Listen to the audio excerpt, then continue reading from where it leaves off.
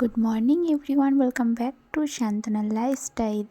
তো আমার লাইফস্টাইলে আপনাদেরকে অনেক অনেক স্বাগত। তো আজকের ভিডিওটা আশা করছি আপনাদের খুব ভালো লাগবে, তো দেখতে থাকুন। তো সকালবেলা একটা সুন্দর ভিউর সঙ্গে আপনাদের ভিডিওটা শুরু করলাম। তারপরেই চলে আসলাম আমার শ্বশুরমশাইয়ের ঘরে। তো সেখান থেকেই আমি বিছানা গুছিয়ে চলে আসলাম আমাদের ঘরে। তো আমাদের ঘরে এসে আমি ঘরটা ঝাঁট দিয়ে নিলাম। বরমশাই এখনও ঘুমিয়েছিল, তো সেখানে ঘরটা ঝাঁট দিয়ে নিলাম। তো ঘরটা ভালো করে ঝাঁট দেওয়ার পরে আমি চলে যাব বাসন মাজতে। তো আমার অনেক পরিমাণে বাসন ছিল, সকালবেলা সেই বাসনগুলো মেজে নিচ্ছিলাম। তারপরে আমি যেহেতু বাজার হাজবেন্ড যেতে পারিনি, তো বাড়ি থেকেই মাছ এসেছিলো, মাছ নিয়ে নিয়েছিলাম। তো সেই মাছগুলোই আমি একে একে সব কেটে নেব। তো এখন তো মাছ কাটার সময় হয়ই না, তাড়াহুড়ো থাকে। বরমাসে বাজার থেকেই কেটে নিয়ে আসে। তো আজকে অনেক দিন পর আমি মাছ কাটতে বসেছি। তো মাছ কেটে ধুয়ে দিয়ে আমাকে তাড়াহুড়ো করে রান্নায় যেতে হবে, সে কারণে। তো আমার মাছ কাটার পর আমি জামা কাপড় ছেড়ে চলে যাব ছাদে। তো সেখানে গিয়ে আমি ঠাকুরের বাসনগুলো সব মেজে নেব। আর সকাল সকাল গোপুসোনাকে যেহেতু আমার সেবা দিতে হবে, সে কারণে আমি একটু তাড়াহুড়ো করছিলাম যে আগে বাসনগুলো মেজে নিই, তারপরে ঘরে গিয়ে গোপুসোনাকে সেবা দিতে হবে। তো এখানে আমার বরমশাই আমার ভিডিওটা করে দিচ্ছিল। তো আর এই মানে ভিডিওটার সময় আমি কী যেন কথা বলছিলাম, আমার বরমশাইয়ের সঙ্গে কিছু গল্প করছিলাম, সেটা আর আমি শেয়ার করিনি গল্পগুলো। তো এখানে বাসনগুলো মাজছি, একে একে বাসনগুলো মাজছি। তো মাজার পরে ঘরে গিয়ে আমাকে গোপুসোনাকে সেবা দিতে হবে। সেবা দিয়ে তারপরে আমাকে লেগে পড়তে হবে রান্নাবান্নায়। তো এখানে একটা লেবু দেখছো, এই লেবুটা আমি ঘর থেকে কেটে আনিনি। আমি ভেবেছিলাম যেহেতু অনেকটাই মানে দিন হয়ে গেছে, পেকে গেছে বেশি, তো লেবুটা হাত দিলে হয়তো ফেটে যাবে। তো লেবুটা কিছুতেই কাটতে পারছিলাম না। দিয়ে যাই হোক ফাইনালি লেবুটা কাটতে পারলাম। কাটার পরে আমি বাসনগুলো মেজে নিচ্ছি। গোপুসোনার বাসনগুলো যদি ঝকঝকে করতে হয় তাহলে লেবুর দরকার হয়, নয়তো দেখবে এই বাসনগুলো না ঝকঝক হয় না। তার জন্য ওই লেবুটা দিয়ে মাজলে বাসনগুলো পরিষ্কার হয়। তো আমি বাসনগুলো এবার ধুয়ে ভালো করে ধুয়ে চলে যাব ঠাকুর ঘরে, মানে গোপুসোনার কাছে। তো গোপুসোনাকে আমার সেবা দেওয়া হয়ে গেছে, তো সেটাই আমি দেখাচ্ছিলাম। তো গোপুসোনা আজকে চমচম খাচ্ছে, সেটাই তোমাদেরকে দেখাচ্ছিলাম। আর গোপুসোনা ঠান্ডা লাগবে ভেবে আমি ওটা গায়ে জড়িয়ে দিয়েছি। আর ওটাই ধরো ওর গায়ে সোয়েটার পরানো আছে, তবুও যদি ঠান্ডা লাগে সে কারণে আমি ভেবে ওটা গায়ের মধ্যে পরিয়ে দিয়েছি। তো এবার চলে যাব, গোপুসোনার সেবা হয়ে গেছে, এবার আমাদের সেবার জন্য আমরা রেডি হতে চলে যাব। তো আমি এদিকে বসিয়ে দিয়েছি ভাত, আর এদিকে কড়াইতে তেল দিয়ে দিয়েছি। এবার আমি মাছগুলো সব একে একে ভেজে নেব। তো আজকে খুব দেরি হয়ে গেছে, তো শ্বশুরমশাই যেহেতু দোকানে যাবে, তো সে কারণেই আমি মাছগুলো ভেজে এবার তরকারি বসিয়ে দেবো, মানে আলু বেগুন দিয়ে বাটা মাছের ঝোল করে নেব।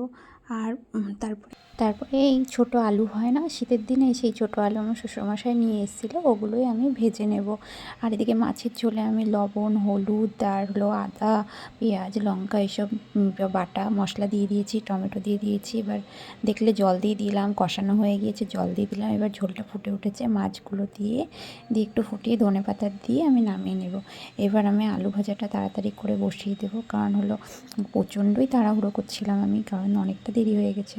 তো আলুটা আমি প্রথমে লবণ হলুদ মাখিয়ে রেখেছিলাম, দিয়ে ভেজে নিলাম। তো দেখছি এরকম লাল লাল করে ভাজা হয়ে গেছে।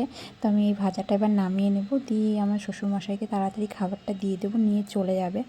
আর আজকে দেখো কী কী রান্নাবান্না করেছিলাম সেগুলোই তোমাদেরকে দেখিয়ে দিচ্ছি। আজকে রান্না করেছিলাম হলো মাছের ঝোল আলু বেগুন দিয়ে, আর আলু ভাজা, আর আমি মাছ ভাজা তুলে রেখেছিলাম। আর এই যে ভাতটা দেখতে পাচ্ছ, এটা অল্প না, অনেকটাই ভাত, আর মনে হচ্ছে অল্প তাই।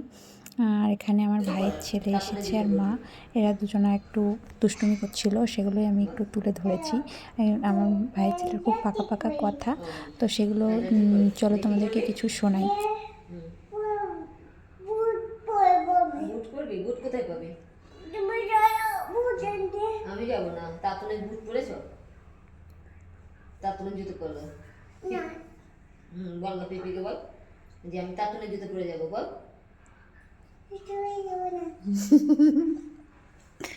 বলো তাতুনকে। যা তাতুনের কাছ থেকে পারমিশন নিয়ে আয়, তাতুনের জুতো পরবি। তাতুনের কাছ থেকে পারমিশন নিয়ে আয়। বল বল আমি পারি না পারমিশন, বলো। কি পারিস তুই? বল আমি বল আমি ফেলতে পারি সব কিছু, বলো তো। সব কিছু ফেলতে পারি, বদমাশি করতে পারি।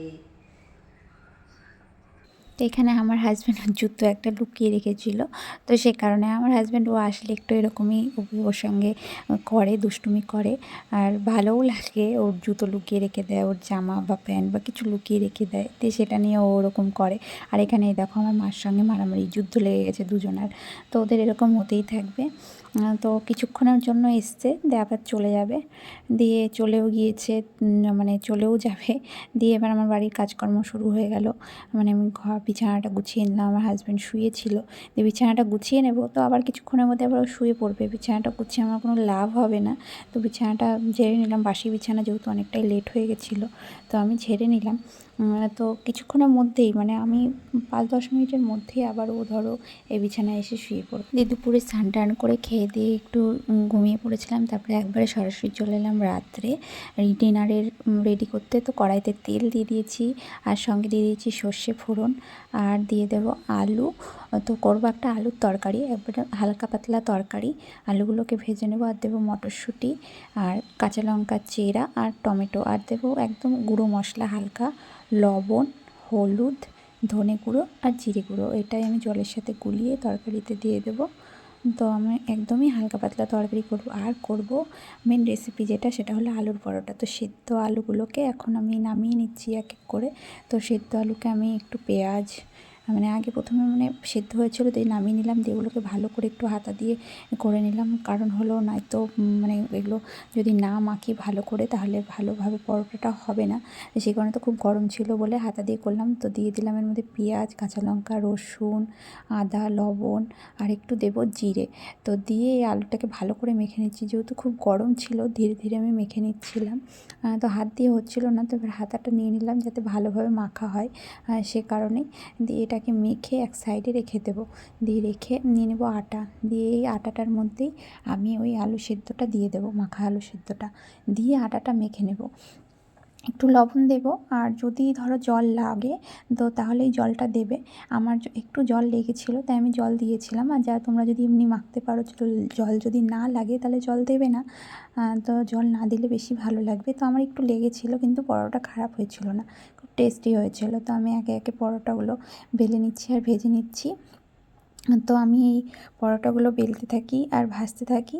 তোমরাও বাড়িতে ট্রাই করে খেয়েও ভালো লাগবে। আর আজকের ভিডিওটা যদি আমার ভালো লেগে থাকে, তাহলে অবশ্যই লাইক, কমেন্ট, শেয়ার করবে, আর সাবস্ক্রাইব করে আমাকে সাপোর্ট করবে, আমার পাশে থাকবে। যদি ভালো লাগে তাহলে অবশ্যই কমেন্টের মাধ্যমে সেটা কিন্তু জানাতে ভুলবে না। আর এদিকে আমার পরোটাগুলো প্রায় হয়েই এসছে। তো আমার এটা ফার্স্ট ব্লগ ছিল, আশা করছি তোমাদের ভালো লেগেছে। তো আরও ভালো ভালো ভিডিও দেখার জন্য অবশ্যই আমার চ্যানেলের পাশে থাকবে। আমার চ্যানেলটিকে সাবস্ক্রাইব করে পাশে থাকা বেল আইকনটি বাজিয়ে দেবে, যাতে আমার সমস্ত নতুন ভিডিওর নোটিফিকেশান তোমাদের কাছে পৌঁছে যায়। তো তোমরাও এরকমভাবে আলুর পরোটা বানিয়ে খেতে থাকো, আর আমিও এইভাবে বানিয়ে বানিয়ে বাড়ির লোককেও খাওয়াতে থাকি, নিজেও খেতে থাকি। তো একদিন কিন্তু ট্রাই করবে অবশ্যই, দিয়ে কমেন্টের মাধ্যমে আমাকে জানাবে কেমন লাগবে। দিয়ে এরকমভাবে একটা থালি সাজাবে, তোমরা যেভাবে ইচ্ছে সাজাতে পারো। আমি এখানে আলুর তরকারি, মিষ্টি আর হলো দই দিয়ে সাজিয়েছিলাম। তো গুড নাইট।